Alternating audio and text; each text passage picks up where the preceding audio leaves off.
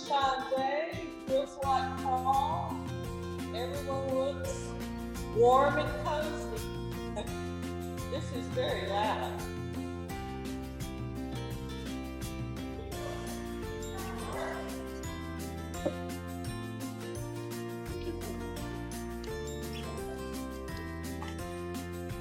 Okay. We will start there with Dr. Lamar. Thank you.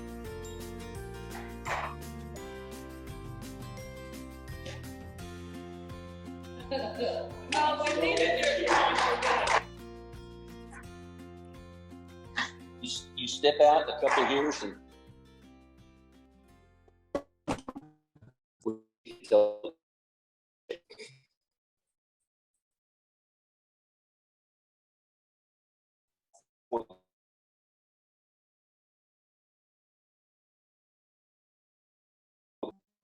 it's just a great time to be in North Texas, to be alive, to be part of the community. We're thankful for that gesture, to be for our municipal police officers.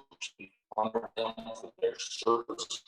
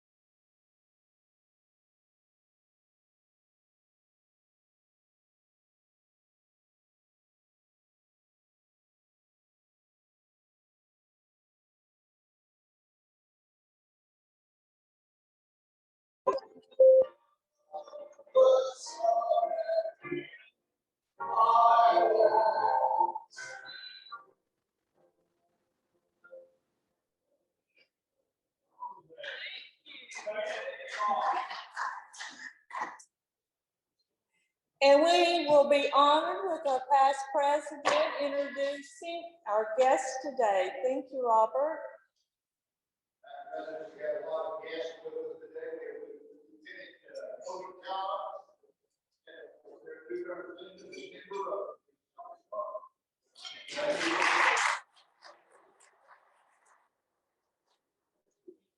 Cody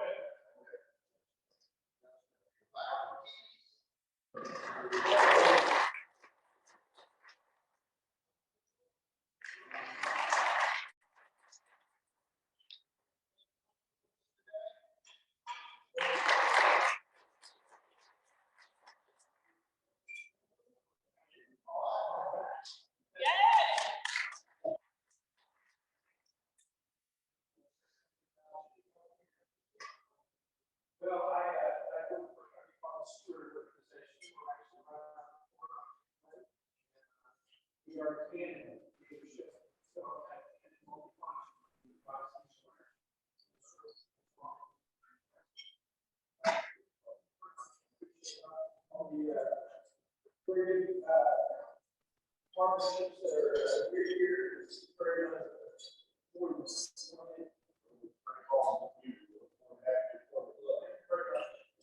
We have Merlyn Sanders with us.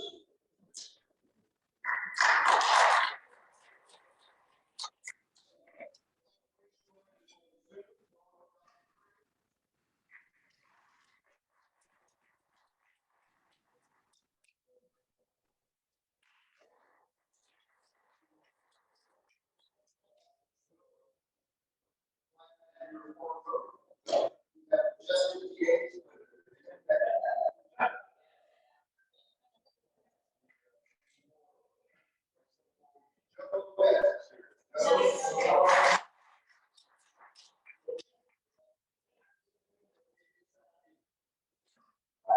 Thank you.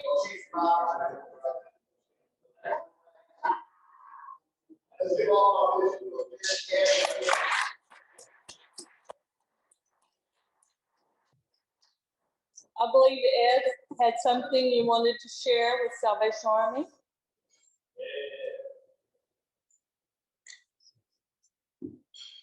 Well, good afternoon. It's that time of the year where we start the Rotary bell ringing for the Salvation Army. We do it, just for those that don't know, we do it at 183 and Esther's Road, the Walmart there. We do the west window. We'd like to do both windows if we have enough volunteers. We work 2-hour shifts starting at 10 o'clock, 10 to 12, 12 to 2, 2 to 4, 4 to 6. We have excellent participation with the Rotary members. I'd like to take this time to introduce our new Lieutenant Cody Johns again, who we just introduced. He is going to be an active member that can tell us all the good things that the Salvation Army does. I sort of refer to the Salvation Army here in Irving as sort of a quiet company. We know who the Salvation Army is, but we don't know what the Salvation Army does here in Irving. And I can assure you, he's assured me, that he will be an active participant, letting us know the activities going on at the Salvation Army. I do need volunteers for the bell ring starting Saturday after Thanksgiving. Bill Lavar and his sidekick, Bobby's already agreed to do it. Yeah, you and Bobby Haas. However, 12, and also Alan Meager, a fellow city councilman, has agreed to ring the bell every Saturday starting at noon. All right, gotcha. All right, just let me know. I'll be sending out emails and I appreciate you respond to me. Lieutenant Cody, just give us a little background about you. First of all, let me say thank you again for letting me be here. I'm very excited. As we were saying before, the Salvation Army has been a little bit quiet, but with me being here, I promise you, I will let you know, keep you informed of everything we have going on, because we want to be out in the community and serving everyone in the Irving. So just a little bit about myself. I just got out of our training school in Atlanta, Georgia, originally from Lubbock, Texas, home of the Red Raiders. Yes, and glad to be back in the state of Texas. I joined with my wife, Lieutenant Amanda, which is she's in the deep of Angel Tree right now, which we have about over 700 families that signed up this year, which is about equivalent to, we have about 2,200 kids that we'll be serving into this for just the city of Irving. So if you want, there's also volunteering opportunities for that. If you want to know more, I brought some flyers about everything we have going on up until January. So please see me. But I also have 4 kids ranging from 16, which is a sophomore in high school, all the way down to 9 years old. I have 3 boys and 1 girl. So it is very crazy in our household. But like I said, Ed said before, is I'll be very active. If you ever have any questions, please let me know, or you can come visit me in my office at 250 East Wallweiler. I'd be happy to sit down and just tell you everything we have going on. So thank you again, and you all have a blessed day.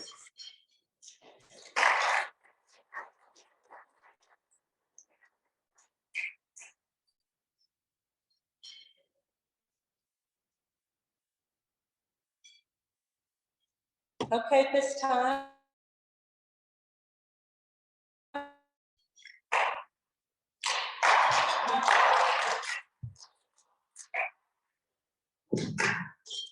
Thank you, Madam President. It is a pleasure for me to be here on a beautiful day and join in this acknowledgement.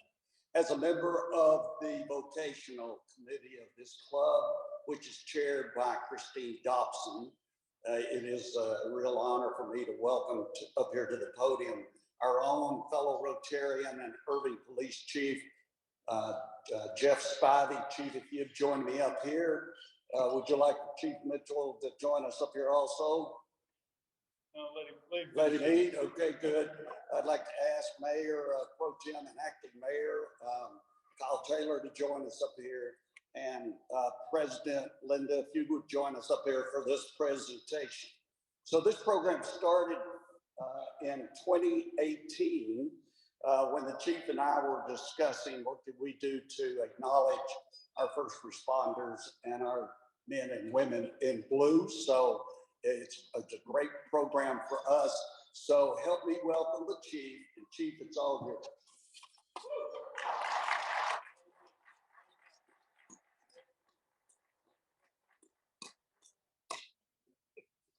Keep pushing the button, you'll see how lame I am. So thank you, everyone. It's really an honor every quarter to get to stand before you and celebrate the great work of the men and women of the Irving Police Department. And each quarter I bring to you an employee who's truly distinguished themselves during that past quarter, has given of themselves, who's done some things that each and every one of us shake our head that how could he or she do that day in and day out? And today is no different than the ones that we've had in the past. Although I think you'll see as I read the nomination and the reason that Detective King is being recognized, she's truly set herself apart. Krista King was selected Officer of the Quarter for the third quarter of 2021.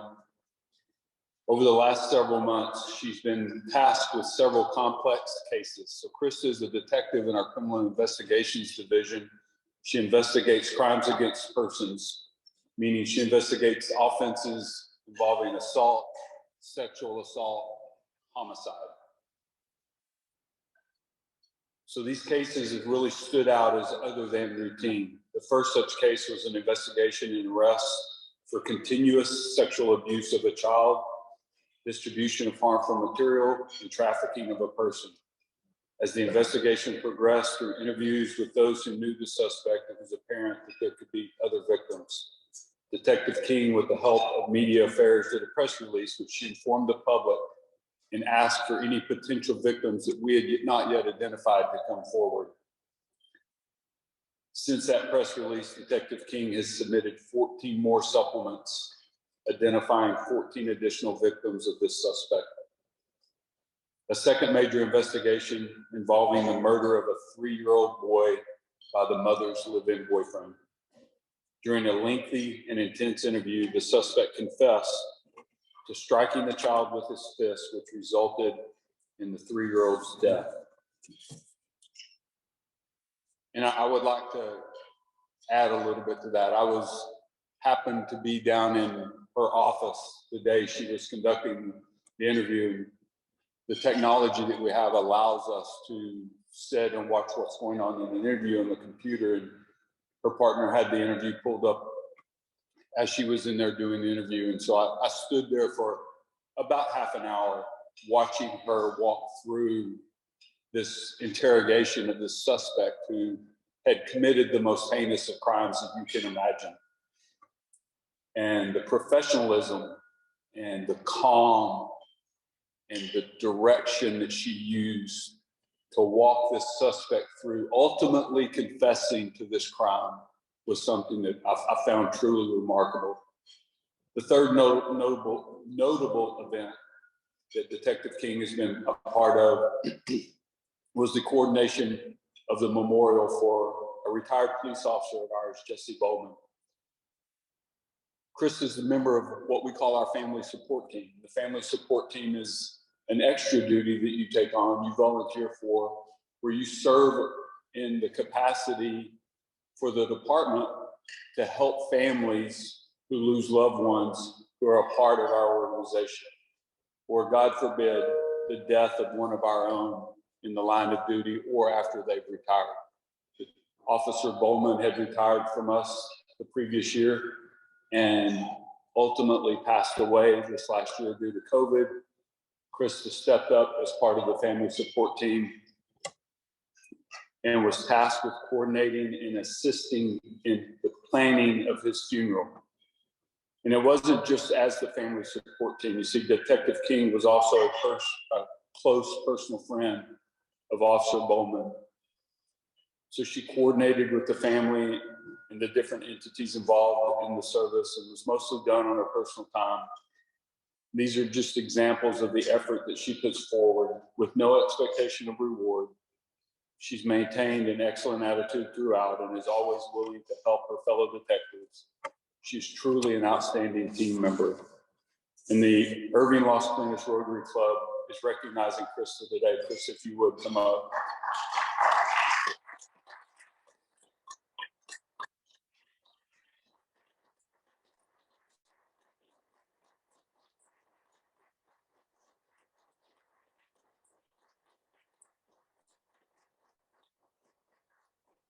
So the award reads, the Irving Las Colinas Rotary Club recognizes Officer Krista King for your commitment to integrity, excellence, courage, dedication to duty, teamwork, and accountability. We express our sincere gratitude for your professionalism, compassion, loyalty in providing exceptional services, and protecting and promoting a high quality of life for the residents, visitors, and businesses of the city of Irving, July through September of 2021. Thank you.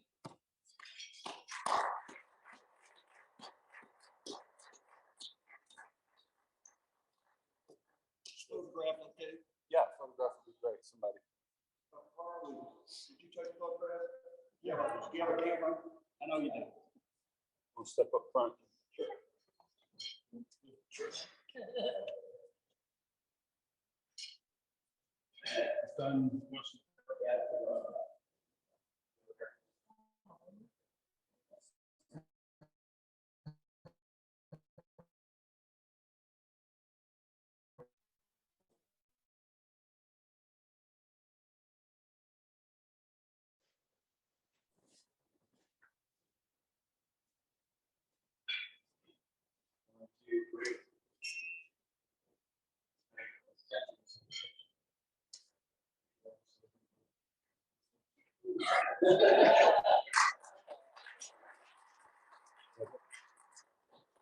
Well, thank you, Chief Spivey. Thank you very much. Officer, thank you for what you do. The other, Mr. King, thank you for being here today. Thank you for what you do out there every day also. President Linda, that concludes my presentation and award today. Thank you for the time. Thank you.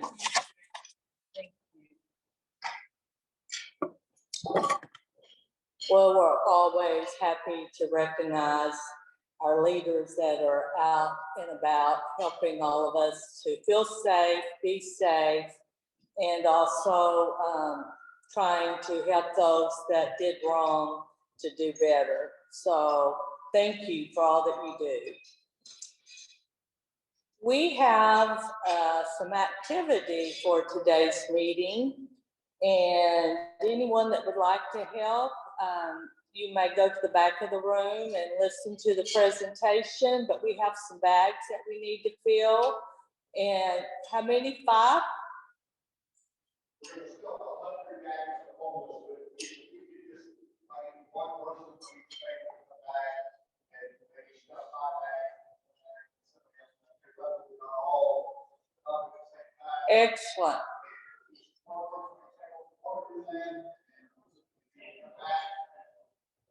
Excellent. Thank you so much. So we can try to double duty down here. Shane, are you ready to introduce the speaker for today? Thank you, Shane, President-elect.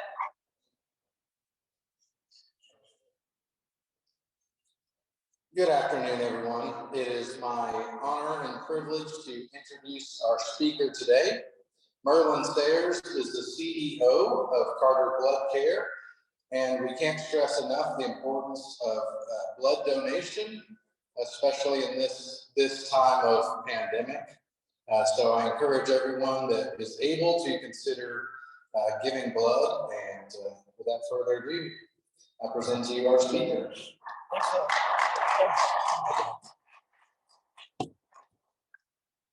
So, Madam President, fellow Republicans, sorry, wrong meeting.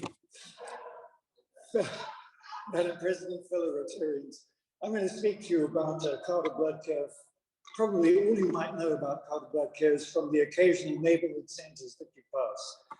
But in the background, we are an organization, one of the biggest blood programs in the nation, employing something like 1,000 individuals and serving the needs of 250 hospitals in a footprint which goes from Waco down south to Tyler on the east, 200 hospitals. And in those hospitals, every single day, come rain or shine, something like 600 individuals are going to need a blood transfusion.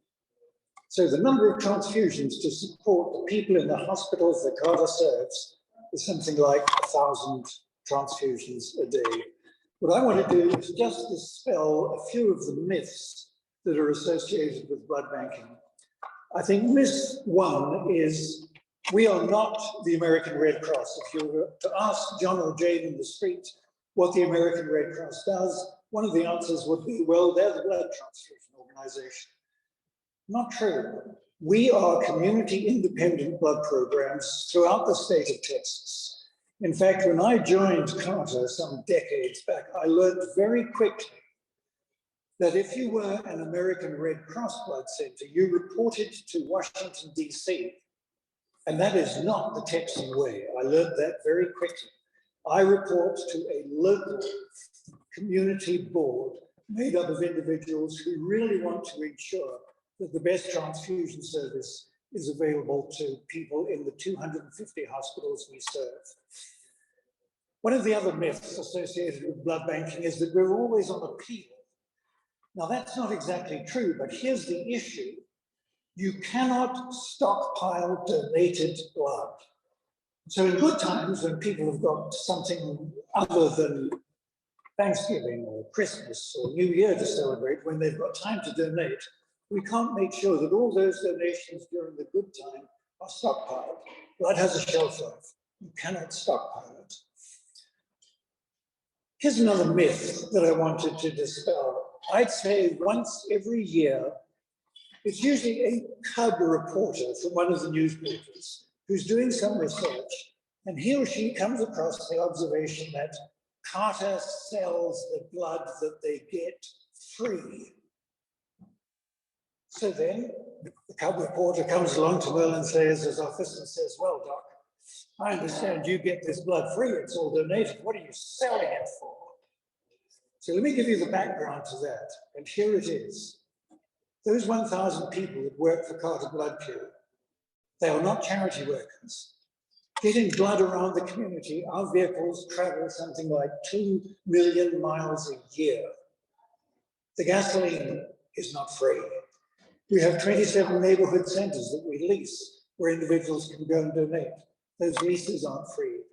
Every one of the 300,000 units of blood that we collect is vigorously tested by the most sophisticated laboratory assays, and they don't come free. So we do charge hospitals for the transfusions that we provide them.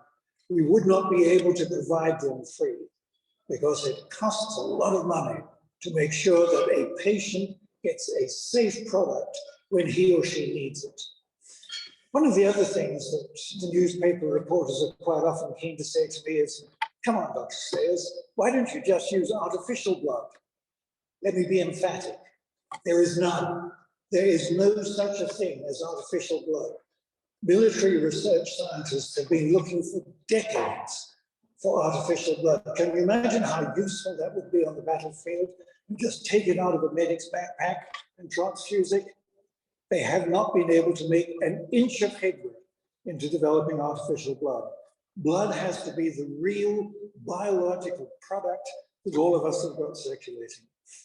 Here's another myth.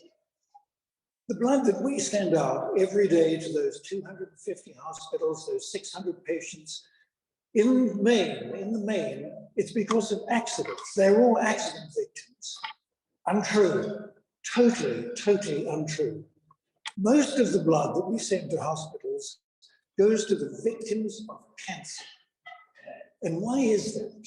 Well, we're an aging community. An aging community has an increased risk of individuals who are of the cancer age group, and they're beginning to occupy hospital beds. The hallmarks of treatment of cancer are chemotherapy and radiation. And both of those treatments, curative as they might be, temporarily destroy the bone marrow where the red blood cells are formed. So once that chemotherapy and the radiation therapy for that cancer victim is over, then there's that period of time the bone marrow takes to recover, to start generating those red cells again. And during that period of time, that critical period of time, that's when blood transfusions are absolutely essential. So the majority of blood that's donated goes to people who are having their cancers treated. Certainly there are accident victims. There are little kids that fall out of trees. There are patients who have sickle cell disease who need transfusion. There are individuals with clotting factor disorders who need transfusions. There's a whole spectrum of folk who need transfusion support. But the biggest category of individuals needing transfusions are individuals who are being treated for malignancy. Something I must say about the blood that's donated. You know, whenever there's a crisis and there is an appeal, individuals rush to the blood programs to donate. Thank goodness they do. But theirs is not the blood that goes to the crisis victim, the individual who was involved in a multi-vehicle accident. The blood that goes to them is the blood that is already on the shelves. The blood that the crisis responders donate, that takes about 48 hours to prepare it for transfusion. So a response to a crisis appeal because of some tragedy locally, where there are lots of transfusion-dependent patients, the response to that appeal is essential. But it's the blood on the shelf that's essential. One last myth. How many times have I had people say, come on, Merlyn, I went and tried to donate and you told me you don't want my blood. It's not Merlyn Sayers that's saying, I don't want your blood. We are under the most aggressive restrictions from the Food and Drug Administration. They want the safest blood possible. And they make some very, very conservative decisions when it comes to somebody's candidacy to donate blood. When it comes to donating, blood donors are not paid. They are not paid because the FDA believes if you offer somebody money, he or she might give you an imperfect or maybe a deceitful health history. Now, against that background, Carter Blood Care is the transfusion service for hospitals. Carter Blood Care has absolutely nothing to do with the plasma centers where individuals are paid for their blood, for their plasma. We have nothing to do with that for-profit side of the industry. That plasma at the paid donor plasma centers, it's sent overseas and it's made into pharmaceutical products, clotting factors, albumin. So those individuals are paid.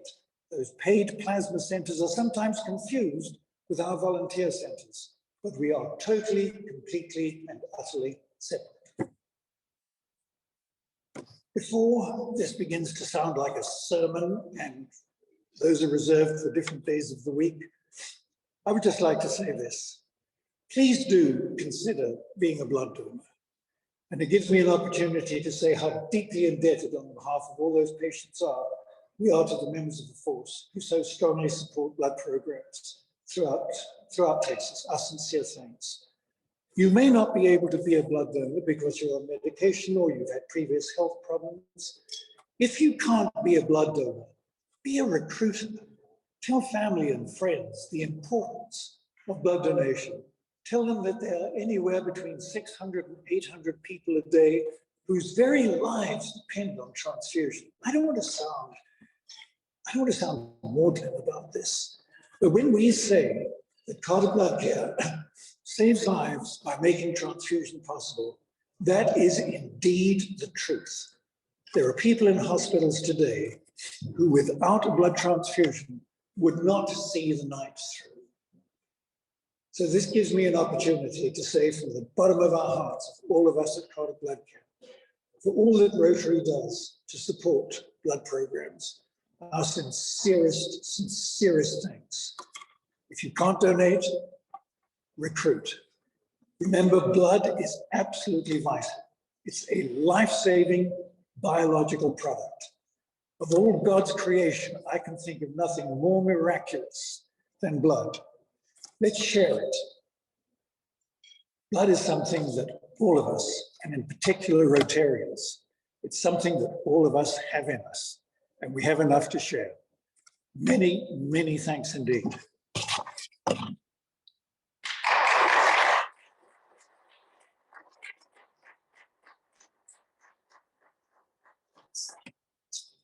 Thank you so much for reminding us of how we can make a difference and save a life by volunteering to help out with the blood bank. So thank you so much. I believe John had an announcement he would like to make. I have two announcements from the district. Since it's only 12 minutes up, is that all I have? No. Yes, you don't get me one. First of all, reminder that this Saturday is grant training at Roundtable. Every club that wants district grant has got to be one representative at that meeting. And we will be represented well by Val. She did a remarkable job for us in helping us to get our grant. And thank you, Val. And it starts at 9 o'clock. Wait a minute, the second. This is the club for the district Christmas party. December the 9th at the Haggard Party Bar in Plano. And there is a sign-up button on the district website. Rotary5810.org. $20 for the best meal you've had. That's probably so I'll see you all Christmas party on Saturday around this. Thank you so much. There will not be a noon meeting next week, and I wish everyone a blessed Thanksgiving with family and friends. And I know I feel truly blessed, and I'm wishing blessings to everyone, and don't eat too much, right? However, the next, excuse me. Sure, Kathy. Thank everybody for the flag program, the work on the flag program. We had our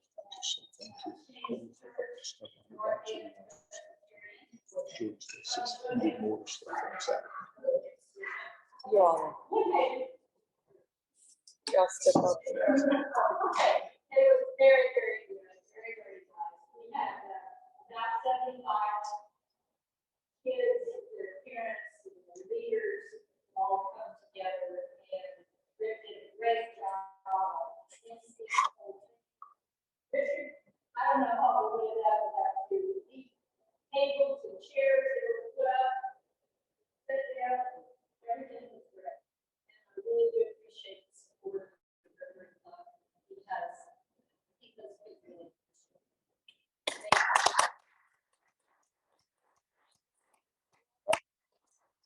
Another great Rotary flag year.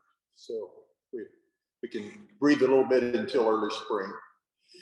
Just wanted to say, if you turn around, look over your shoulder, 100 bags, got stuff for the homeless in about 15 minutes. Thanks to the club. Gateway Church donated about 800 of those backpacks, and the club bought gloves and toboggan hats and the socks to go in those.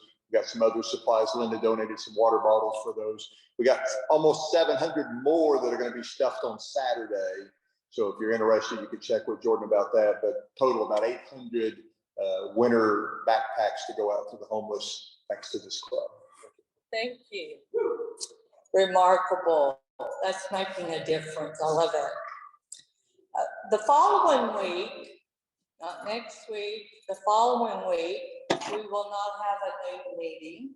Our meeting will be in the afternoon here at the club. It's a networking event where you can invite a guest and hopefully a prospective member. And that will be from 5 to 7 on the 2nd, December 2nd. Our next board meeting will be the following week, December the 9th at 1 o'clock. So anyone that has creative ideas, concerns, need to get some input or board approval, please be present. Okay, at this time we'll have a 4-way test led by Dr. Clark.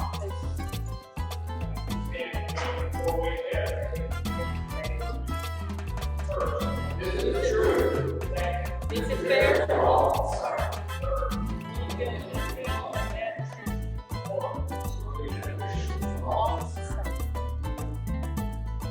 Thank you, everyone. Have a blessed Thanksgiving.